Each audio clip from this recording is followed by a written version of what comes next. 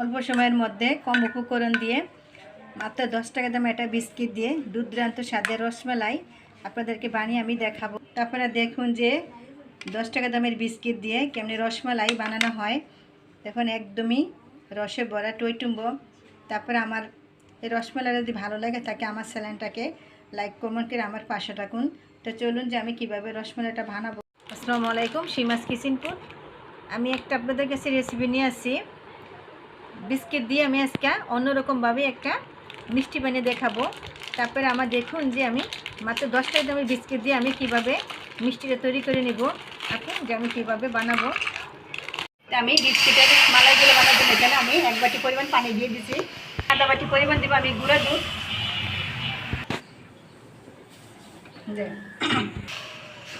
আমার 2টা বলক চলে আসছে। এখন আমি বিস্কুটগুলো দিয়ে দিব। আমি 2 চামচ পরিমাণ দিয়ে দেবো আমি সুজি, এবং আমি 2 চামচ পরিমাণ আমি সুজি দিয়ে দিব। সুজি দিয়ে আমি অবরত নাড়তে থাকবো। তো এইভাবে আমি একটা একদম নরম একটা স্মুথ ডো রেডি করে নিব। তা আমার এই বিস্কিট মিষ্টিটা কিন্তু যে কোনো মানুষই বানাতে পারবেন একদম সহজভাবে, কম সময়ের মধ্যে।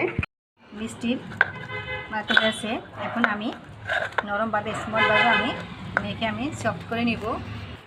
তো দলাটা আমি স্মুথভাবে একদম মতে নিয়েছি। এখন আমি ছোট ছোট করে আমি এভাবে লেচি কেটে নিব। আপনারা চাইলে বড় করতে পারেন। তো আমি ছোট ছোট করে নিয়েছি। এখন আমি হাতে একটু তেল লাগিয়ে দিয়ে আমি একদম বলের মতন শেপ করে নিব। তো আমি আপনাদের সুবিধাতে আমি আরেকটা বানিয়ে দেখাচ্ছি। একদম দেখুন গোল একটা।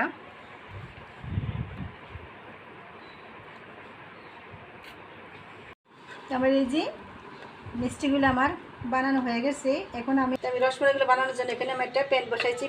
আমি আধা কেজি পরিমাণ আমি দুধ দিয়ে দিয়েছি।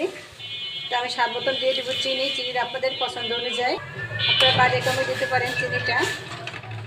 তো আমি রসমালাইয়ের মিষ্টিটা ঠিকঠাক রাখার জন্য এখানে আমি অল্প কিছু পরিমাণে লবণ দিয়েছি।